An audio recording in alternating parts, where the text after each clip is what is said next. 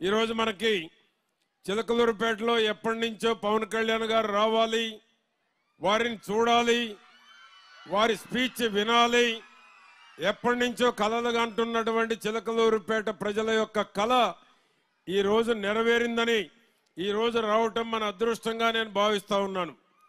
కోట్లాది మంది అభిమానుల గుడిలో 6 అడుగుల బుల్లెట్ మన క్రమశిక్షణ, రుజువర్తన, అంకిత భావం అలసిన ఒక అరుదైన నటుడు, రాజకీయ నాయకులు మన పవన్ కళ్యాణ్ గారు.